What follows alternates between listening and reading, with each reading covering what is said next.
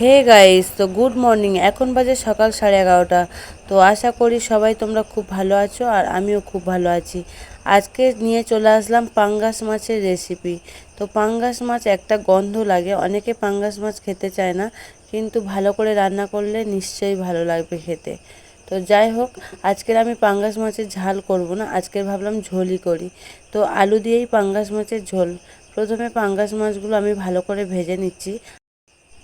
এই মাছ সব থেকে বেশি ভয়ের হলো এই মাছগুলো ভাজার সময় না বন্ধুরা, এত তেল ছিটকে আসে, গায়ে লাগে, খুব ভয় লাগে। তাই আমি থালা চাপা দিয়ে মাছগুলো ভাজি। তো চলো, মাছগুলো আমি আস্তে আস্তে সবগুলো ভেজে নিচ্ছি।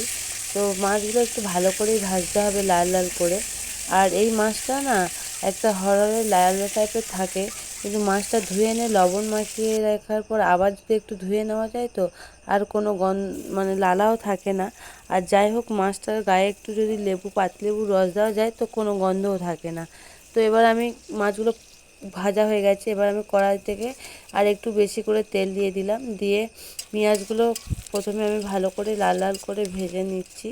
তো নেওয়ার পরে এর মধ্যে আমি দিয়ে দেবো আদা রসুনের পেস্ট। তো ওই মাছে একটু আদা রসুন দিতেই হবে, কারণ মাছটা একটু গন্ধ লাগে। তারপর দিয়ে দিলাম আন্দাজ মতো হলুদ গুঁড়ো আর লবণও অ্যাড করলাম। আর দেখো, কেটে রাখা আলুগুলো এবার আমি এর মধ্যে দিয়ে ভালো করে কষতে থাকবো। আলুগুলো ভালো করে কষতে থাকবো, একটু লাল লাল করে ভালোভাবেই কষতে থাকবো। তো একটু কষা হয়ে আসলে তারপরে আমি দেবো এর মধ্যে লঙ্কার গুঁড়ো। তো তোমরা তোমাদের আন্দাজ মতো একটু লঙ্কার গুঁড়ো দিয়ে দিও, কাশ্মীরি লঙ্কার গুঁড়ো হোক আর যে কোনো লঙ্কার গুঁড়ো হোক। তো আমি সেটাই দিলাম। তো এরপরে লঙ্কার গুঁড়ো দেওয়া হয়ে গেছে, একটু গায়ে লেগে যাচ্ছিলো বলে আমি সামান্য একটু জলও দিয়ে দিয়েছি অল্প করে। তো আমার কষা কমপ্লিট, এবার আমি জল অ্যাড করে দিলাম আন্দাজ মতো। আমি জানি সবাই আমার থেকে ভালো রান্না করতে পারে, কিন্তু কি বলো তো বন্ধুরা, আমিও একটু কেমনভাবে রান্না করি, তো সেই রান্নার রেসিপিটা আমি তোমাদের কাছে একটু তুলে ধরছি। আর আজকের আমি সত্যি এই পাঙ্গাস মাছটা কিনে নিয়ে এসেছি, তো ভাবলাম কি ব্লগ করা যায়, তো মাছটা কেমন করে আমি রান্না করি তো সেই ব্লগটাই তো করতে পারি। তো যাক, তরকারিটা ফুটে গিয়েছে আর আমি এবারে মাছগুলো ফুটন্ত তরকারির মধ্যে মাছগুলো দিয়ে দিচ্ছি। তো যে কটা মাছ নিয়েছি, অনেকগুলো মাছ ছিল তাই কয়েক পিস রেখে দিয়েছি। আর তার সঙ্গে এই মাছের ডিমও ছিল, তো ডিমটাও ভেজে নিয়েছিলাম, তো ডিমটাও মাছের মধ্যে অ্যাড করে দিয়েছিলাম। তো আমার তরকারি কমপ্লিট হয়ে গেছে বন্ধুরা। আলুগুলো আমি মানে আলুগুলো দেখলাম যে সিদ্ধ হয়ে গেছে আর তরকারির ঝোলও মাখো মাখো হয়ে গেছে।